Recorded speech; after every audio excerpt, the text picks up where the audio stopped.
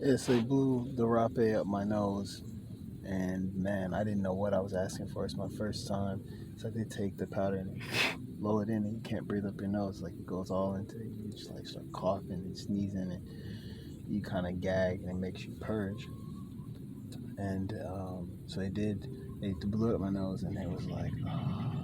Well, actually, first when I raised my hand to ask, the lady told me that it was two people ahead of me. So in my expectation, and here's one of the things that I feel like the medicine was teaching me was within my expectation, I was like, oh, it's just two people, it's going to be quick.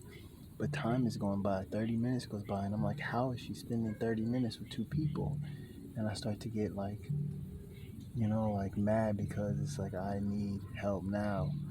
But then when it was my turn, she blew it up my nose. It's like I needed extra help. And that's what she was doing with everyone else, was giving them the time that they needed, as opposed to being efficient. And that's not what it's about. I felt like I empathized with those people, and I could wait and be patient because I understand. And I saw that in myself. So she blew up one nose, and it went up, and I started coughing, sneezing. And then some time goes by, and then she's like, I have to do the other side. And so then I realized that too, it takes longer. So she gave me a minute to get myself together, and I asked for a hug because I really needed a hug. Like I needed to know that I wasn't in this alone. Like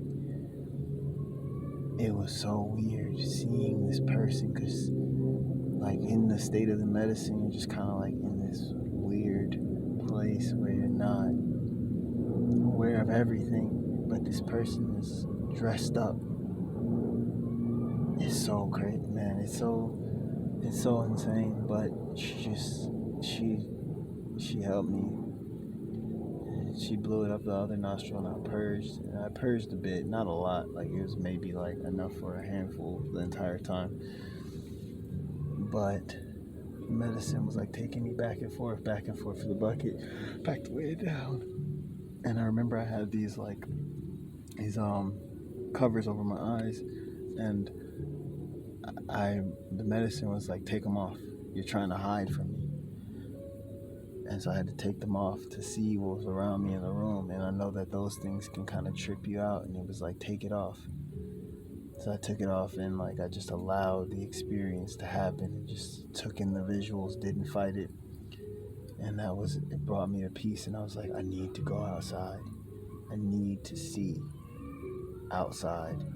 And when I went out there, the guy, he like walked me to it, because your legs are like shaky. So he walked me out there, and like right when we're walking, I grab him by the shirt, and I'm like, I need a hug. So I just hug him, and I start crying. And it was just like, because I needed help. Like I really needed help, and I wasn't willing to admit it. And then when we got to the fire pit, it was like probably one of the most beautiful experiences I've had, next to my daughter being born. So it was one of the guys I met here. He was like, God bless you. Like he kept saying that. He was like, God bless you. And he just kept saying that like again and again. And I was like, I feel that. And so I started throwing wood in the fire pit. And it's kind of dangerous, but they're like letting me do it, because I needed to. And I'm throwing wood in, and I'm messing it up, and I'm telling people I'm sorry. And the guy next to me is like, it's okay. And then another guy next to me starts throwing up. And then I hear them talking like, oh, we're Libras. And I was like, what? So the guy who was saying God bless you, the guy who was next to me was a Libra, and the guy who was purging was a Libra, and I'm a Libra. And so the guy next to me, I was like, oh, what day are you? And he was like, oh, I'm 10/16, which is my birthday. And I'm like, no fucking way. And then I was like, oh, so how old are you? He was like, I'm 30. And then I was like, no fucking way. So we were born on the same exact day, sitting next to each other by this fire pit. Shit blew my mind. And so then we're all just like vibing, and the dude throwing up in the bucket, I just start clapping for him. I'm like, yo, get it out, like we're all here for you. Like I feel what you're going through, and like you can do it. Just like giving them that strength. And we all just like cheering them on. And then the guy who's saying God bless you, he's like, yo, do what you want. And I was like, yeah, I'm gonna do that. And so I grabbed the blanket, throw it around my chest and like shoulders, and I'm wearing it like a cape. And I'll just take off. Like I start walking in a direction, and I'm like, I'm going to do whatever I want to do whenever. And I just start walking. And one of the helpers is like, hey, where you going? And I'm like, I need to take a walk. So we're walking, and I'm looking, and the woods are right next to me, and it's dark. And I'm like, I need to go in there. And so I just step into the darkness, and I told them, I was like, you can come with me if you want. But I went into the woods, and it felt so peaceful and silent. And there were shadows. And it was just so quiet. And the moon was like shining through. And I guess he stayed back far enough to where I could feel alone. And I could hear things moving. And I just kept going deeper and deeper into the woods. And then finally he was like, hey, I can't see you. I don't know where you are. And I came back. I told him, I was like, I'm right here. But it was just so amazing to feel in those woods. And I felt powerful. I felt unafraid. Like the thought of being afraid popped up, and it was like so funny. Like, why would I be afraid? Like, I'm the most dangerous thing in this jungle. I'm going to bite whatever tries to bite me. I'm going to so it's just like feeling like a predator. I don't know. And also while I was on the mat, I feel like I turned into a werewolf. Like my hands had claws, and it was fur.